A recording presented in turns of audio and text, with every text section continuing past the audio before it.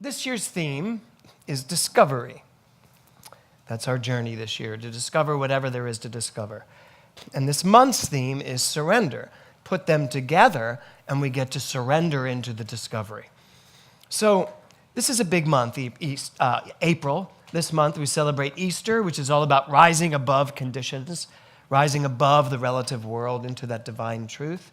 And Passover, which is to, yes, remember from whence we came, but to move on from all of that stuff. So I'd like you to pick up your program, if you wouldn't mind, those of you who have it, because every month I write something in here about the theme, in case any of you have missed that. And I want to look at a little bit of what is in here. Right at the top, I say, I invite you to drop any resistance to knowing yourself as the amazing person you are. Well, Heather's entire song was just about that. Dropping the resistance, surrendering to who you truly are. Not all of life's problems. You are not your problems. You are not your challenges. You are not your past. You are not your relationship. You are something so much more profound. So I invite you to drop any resistance to knowing yourself as the amazing person you are. I encourage you to spend this month allowing something within you to bubble up and bring forth the greatest version of you imaginable. There is a you just ready to bubble up and come forth. There is a you that you perhaps have not even come into contact with yet. When we say remember who you are, it's not just remember that you are the divine presence. It's remember all that you are. Remember everything that is possible for you in your life. So this month is all about you. This month is about you being willing to surrender all of your ideas about who you think you may be, all of your ideas about what you think this world may be, and opening yourself up to discover perhaps something else than what's been going along. Now, I'm not asking you to surrender to something outside of yourself. No, exactly the opposite. I am asking you to surrender to something within you that truly, truly wants to know you. Something inside of you that has such a bigger understanding of who you are than you may have right now. And I go on to say, what better way to discover the truth of who you are than to surrender to the greatest part of you, your divine identity. Surrendering to the highest part of you, the greatest part of you. So how often do we surrender to things that are not the greatest part of who we are? So I just want you to think about your week, just this last week. What kind of things have you surrendered to? What kind of things have happened in your week that have caused you to see yourself in a certain way? Last Sunday when I was here, I had just a little, a sinus thing that was bugging me. And I knew I was going to get rid of it. What I didn't know was it was going to drop into my chest. And yet, when it did, it literally did take me by surprise. And I was like, wow, this doesn't usually happen to me. I don't get sick. I don't get debilitated in any way. I just don't.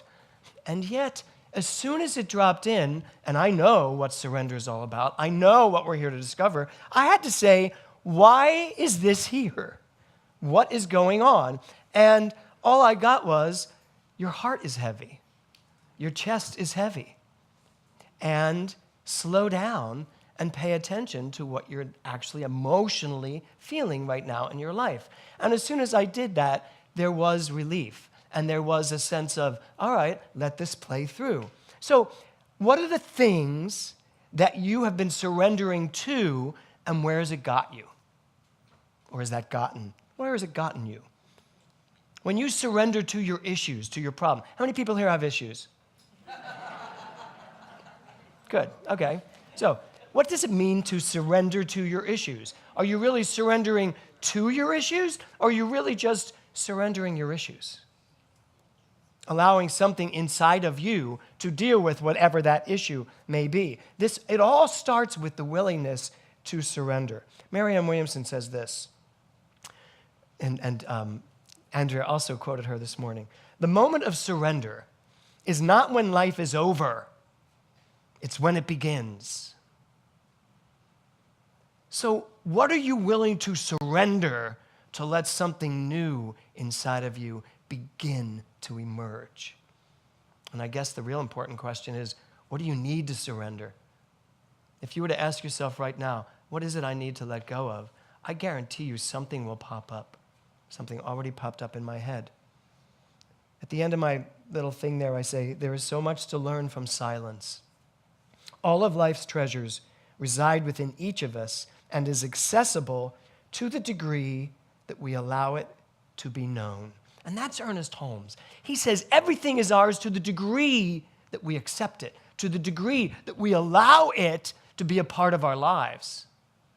We are the receptacle. We are the vessel that allows, that surrenders to whatever it is wants to come through. But we have to allow it. We have to be willing to actively do it. So the title of my talk today is Opening Doors. And I love this picture, Barbara. Opening doors. Now let me tell you where this came from. So I was over on the other side of the hill. I was in Beverly Hills. And as I was driving home, I got caught in a little bit of traffic, so I was kind of just sitting in my car, and it was beautiful, so I don't have any problem with that. And all of a sudden, I got caught up in a conversation I had had with a Science of Mind minister about this I am God thing. And it was really a little annoying to me that I had to have this conversation with a minister about the concept of I am God, recognizing that it is not something that most ministers are willing to take to their congregations. We all agree it's where we're going, but most ministers aren't willing to talk about it because it causes some discomfort within people, the idea of I am God. And I had to say to myself, as I was sitting in the car, I was like, what am I doing with my ministry? Why am I so emphatic about this? Why can't I be like so many other ministers that just know the truth, but dole it out in a way that I allow people to take it at their own pace? Why do I feel like it's my job to just throw it out there and let you deal with it however you deal with it? And I thought, is this just my personality? Am I just that type of a person that feels that, oh, well, here it is, take it or leave it? And the answer to that is somewhat yes, but I'm also very loving, and I'm very caring, and I don't really get upset, but I do pay attention when people have an issue with this idea of I am God. And I picked up Dr. Holmes' seminar lectures, which is what he wrote at the end of his life.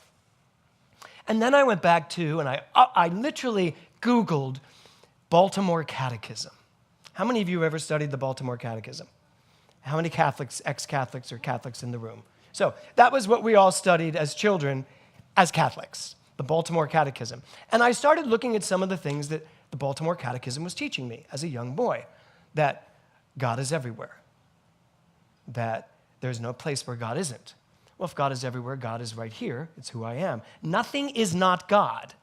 And then I looked up Meister Eckhart, who I knew was way ahead of his time, who in fact was excommunicated by the Catholic Church. He was one of their big philosophical priests, but he was excommunicated 200 years after he died. It took them 200 years to figure out what he was saying. And it took them 200 years to decide they didn't agree with it. And what Meister Eckhart was saying was, there is no us and them. There is no God and me. It's just as Jesus said. The Father and I are one. He didn't mean that just for Jesus. He meant that he meant to teach us. The Father and I are one. There is only one thing going on, and it is God. It is love. It is this energy. It's who and what we are. And once we get that, life has to change. It just has to change. If I know I'm God, I know Russ is God, I know Nancy's God, I know everyone is God, I know the person, the furthest corner of this world that I've never met is God, then the space between us doesn't exist. Therefore, we are one. So there I am on Coldwater Canyon, having this philosophical discussion with myself and arguing myself right back into my radical personality of this is what we teach. But when I got home, I wanted some proof. I wanted to really dig in and see, where does all of this come from? So what I realized, and I called Barbara actually while I was on the road, and I said, here's the title of my talk.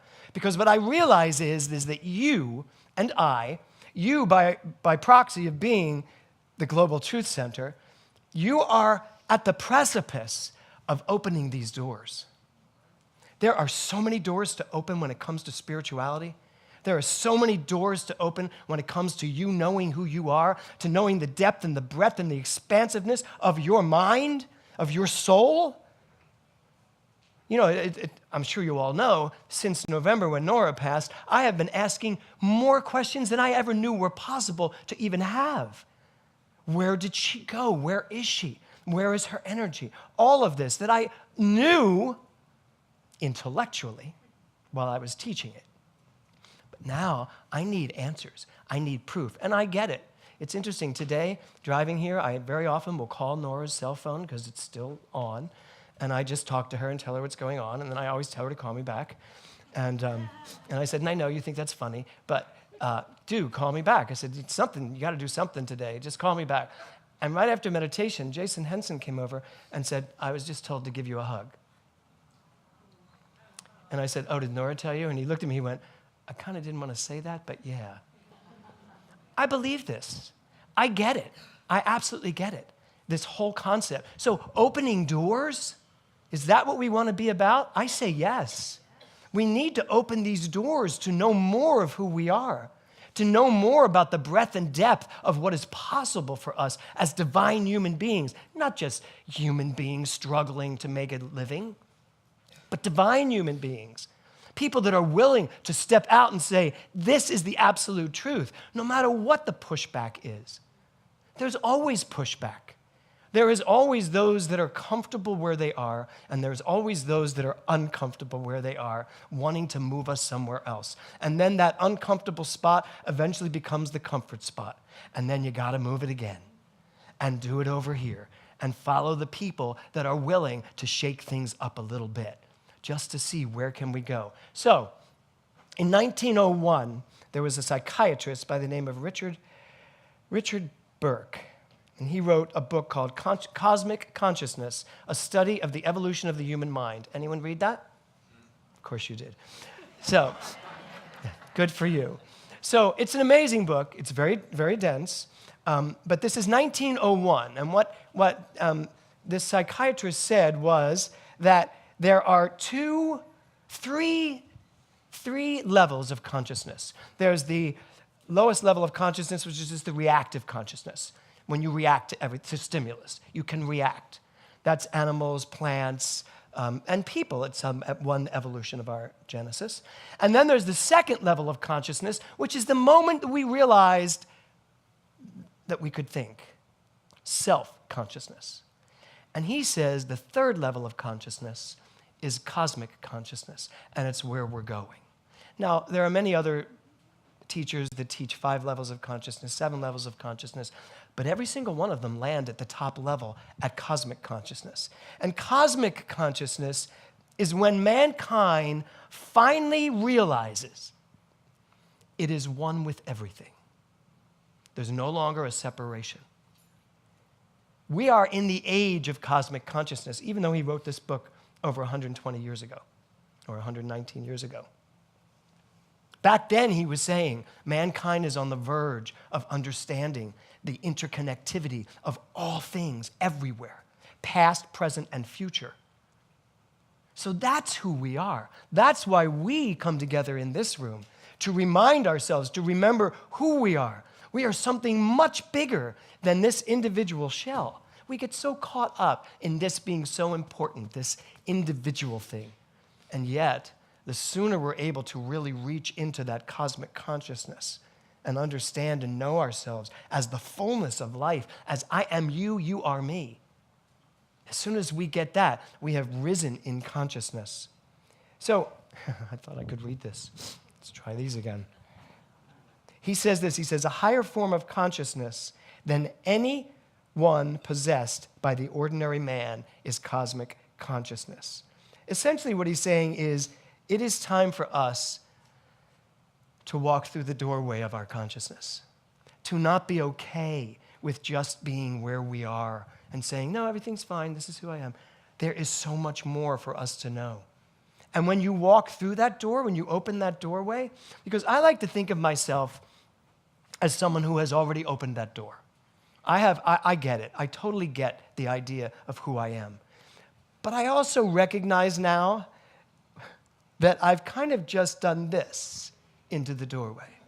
I've stepped through, but I'm not through enough that it could close behind me. I'm not through enough that I've thrown caution to the wind and just walked into the room.